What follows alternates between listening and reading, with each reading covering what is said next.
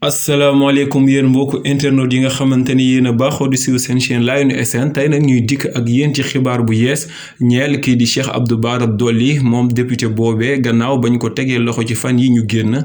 ñeel manifestation boobee nga xamante ni waa Yewwi Askan Wi ñoo ko doon amal le 8 juin passé moom Cheikh Abdou Bara Dolly nag mu jot fa yëkkati ay kàddu jëmee ci kii di chef de l'État gannaaw ga nag lañ ko daal di teg loxo loolu nag ay experts yu bëree ba daal ci dëppoo daal ne daal mbir moomu tegul woon yoon ñoo jàpp boobu ñu ko jàppoon ndax jàpp nañ ni moom Cheikh Abdou Bara Dolly dafa nekk député kon dafa am immunité parlementaire ba noppi li nga xamante ni moom lañu avancé woon muy flagrant délit bi amu ca ndax jàpp ñu ko ca bés ba waaye dañoo bàyyi ba mbir yi weesu rek ñu door koo jàpp loolu taxoon nag moom Cheikh Bara Dolly ay avocat am ak ñu bëree bëri ci opposition bi daal di dénoncé woon ak jàppam ba mujj gi sax ay kilifa diine di ci yëkkati seen ay kàddu loolu nag tax moom Cheikh Bara Dolly tey jii bu doon janoo ak juge bi jëm ci wàllu woowee gannaaw ga nag lañ ñu xamal ni moom Cheikh Bara Dolly daal nay am liberté provisoire ngir mën a delluwaat ca njabootam ngir mën a passé tabaski bi en famille waaye rek ngir xaar tamit di jugement am ndax mbir mi dañ ko jox rek li nga xamante ni moo di bàyyim ndiggandiku rek ba jëmmi jamono ñu daal di jugé waat ay mbiram lu ci mënti am rek ñuy fàttali ni moom Cheikh Abdou Bara Dolly moom daal moo war a représenter coalition Yewwi ak Wallu foofee ca Mbàkke lu taxoon nag waa opposition bi doon àndandoo doon réclamer ñu libéré ko rek ci ni mu gën a gaawee ba mu mën a ñëwaat